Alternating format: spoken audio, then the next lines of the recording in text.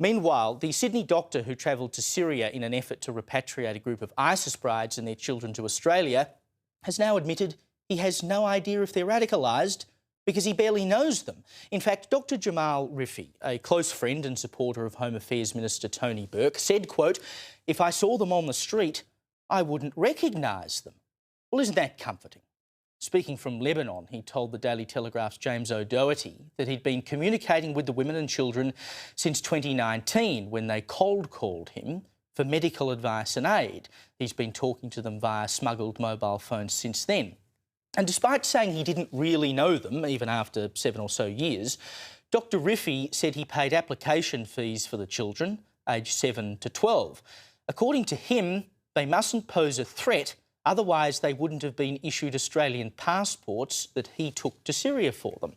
The women and children tried to leave Al Roj refugee camp on Monday to plan their way back to Australia, but they were turned back by Syrian authorities. I mean, this is just extraordinary. What on earth is Dr Rifi playing at? Trying to bring back a bunch of women who abandoned this country, turned their back on us, backs I should say, and have children with Islamist terrorists when he barely knows them and doesn't have a clue, by his own admission, what they or their children are now thinking.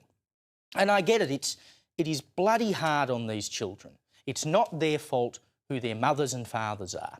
But that doesn't mean it's our responsibility to harbour them. They may be Australian citizens by birth, but as far as I'm concerned, their mothers as good as revoked their citizenships when they went and joined a terror group that fought against us.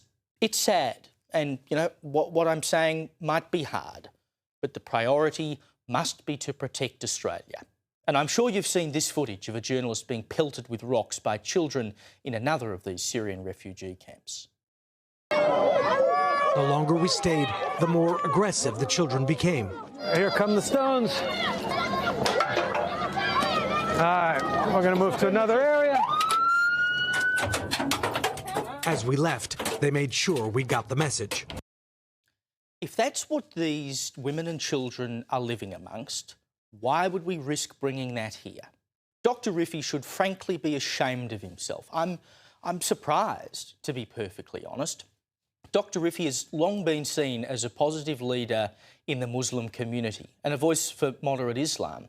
He's previously spoken about the importance of tackling radical Islam and stopping young men from falling prey to it. That story was in The Australian in 2014. And for that, he received death threats. At the time, he said one radical is one radical too many. You'd think of all people, someone who's received death threats for speaking out about radical Islam would know the danger here. And despite believing that one radical is too many, he now wants to bring potential radicals into the country.